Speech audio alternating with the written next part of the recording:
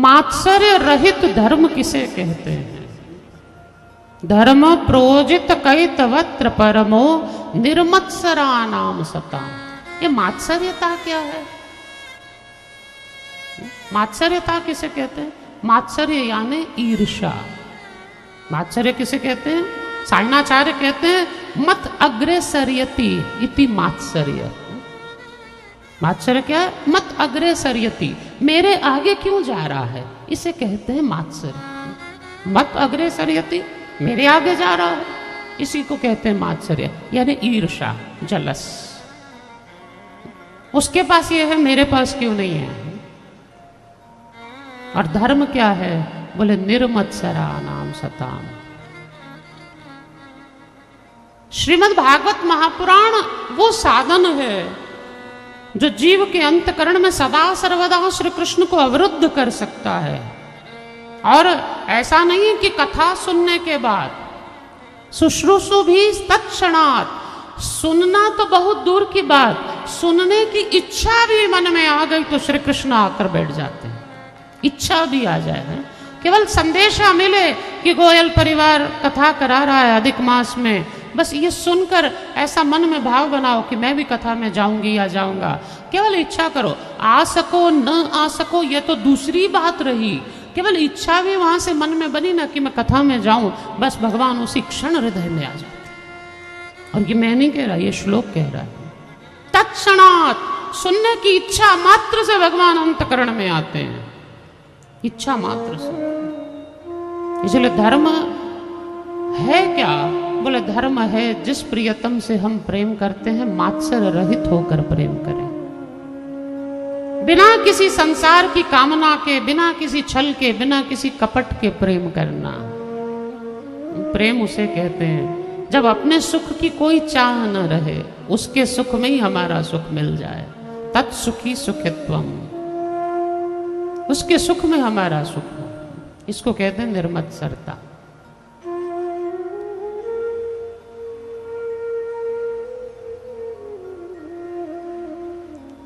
उसका सुख हमारा सुख है, उसकी आनंद हमारा आनंद, उसकी प्रसन्नता हमारी प्रसन्नता।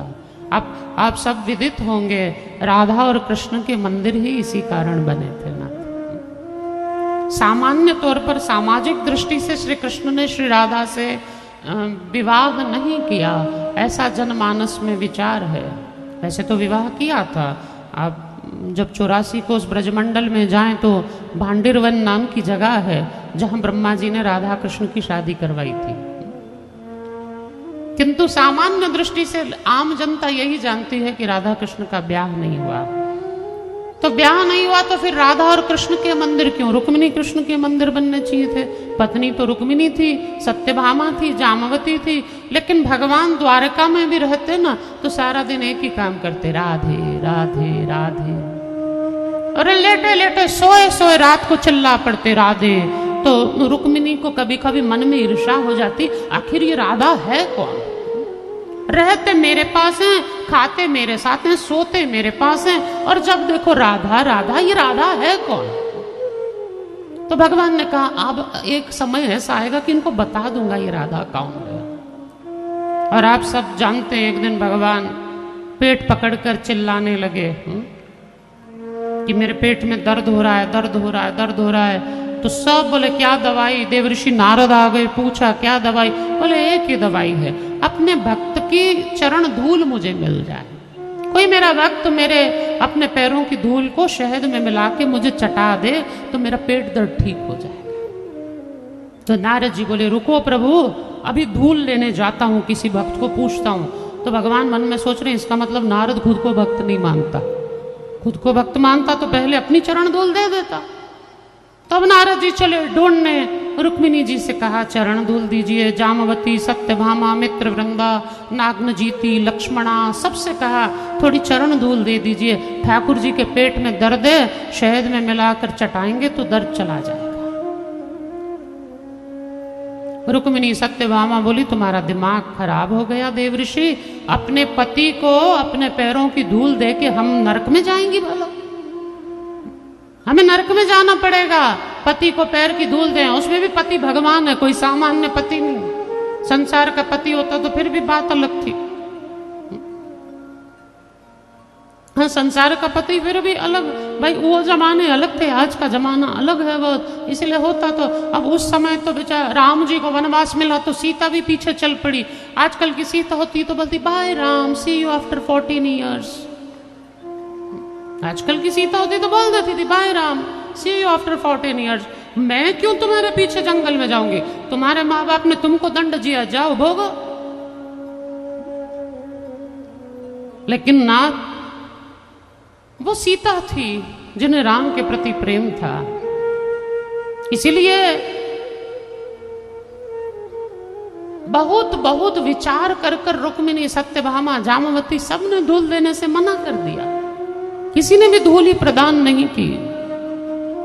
और जब किसी ने भी धूल नहीं दी नाथ, तो देव ऋषि नारद उदास मुख लेकर भगवान के पास आए और प्रभु ने कहा कि देव ऋषि अब आप ब्रज में जाइए, वृंदावन चले जाइए और वहां जाकर ब्रजांगनाओं से, गोपियों से कहें कि अपनी चरण धूल प्रदान करें। और देव ऋषि नारद जब ब्रजांगनाओं के पास गए, जब गोपियों के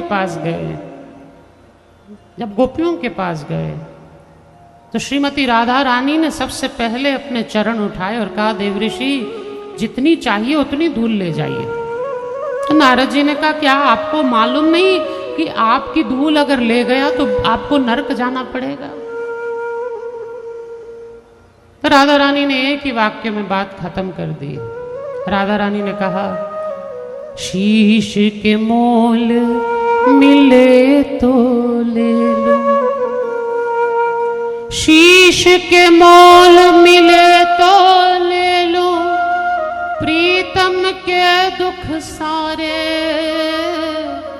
उन प्राणों की चिंता मुझे क्या जो प्राणनाथ परवारे।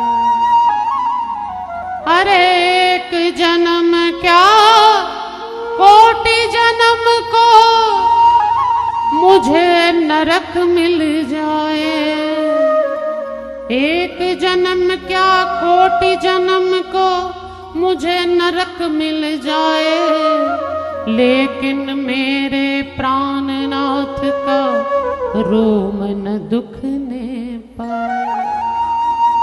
मेरे प्राणनाथ का एक रोम भी दुखना नहीं चाहिए। भले मुझे एक जन्म नहीं, करोड़ जन्म भी नरक में रहना पड़ा तो तैयार हूं, स्वीकार है। करोड़ों जन्म नरक में रहना स्वीकार है, लेकिन ठाकुर जी को दर्द ये मैं नहीं सहन कर सकती। अब आप बताइए प्यार किसने किया, रुक्मिणी ने या राधा ने? अगर रुक्मिणी प्यार करती तो ये सोचती थी कि ठाकुर जी को दर्द ना हो, भले मुझे नरक में रहना पड़ा तो क्या बड़ी बात, लेकिन मुझे नरक में न रहना पड़े, भले भगवान का पेड़ दुखता है तो दुखता रहे।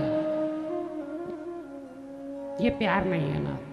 प्यार तो वो है जब हमारे प्रियतम का एक रोम भी दुखे नहीं, हमें जो कष्ट हो। माँ प्रेम करती है ना अपने बच्चे से तो खुद लाख कष्ट सह लेती है, पर अपने बच्चे का एक बाल नहीं बाका होने देती।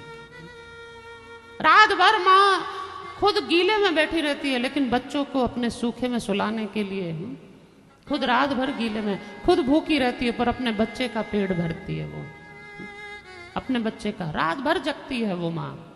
बच्चों को बुखार चढ़ जाए, आप देखिए रात भर माँ पट्टियां करती रहेगी, रात भर बार बार हाथ लगा के देखेगी कहीं से बुखार तो नहीं चढ़ गया।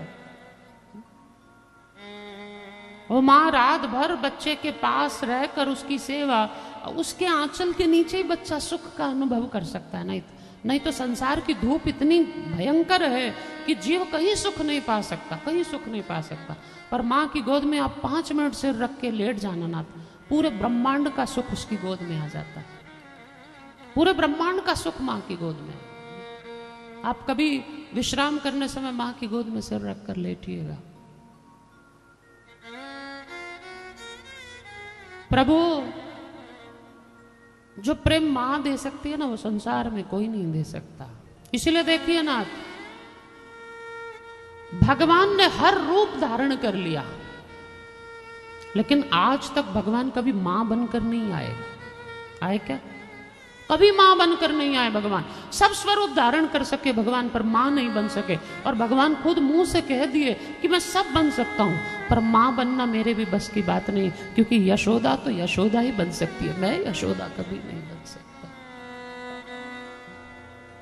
वो यशोदा ही जानती है कि श्री कृष्ण विरह का दुख क्या होता है, श्री कृष्ण के लिए तड़पना क्या, वो मां जानती है ना। इसीलिए प्रभु धर्म वो है जहां पर प्रेम निष्काम हो, बिना स्वार्थ का हो, बिना स्वार्थ।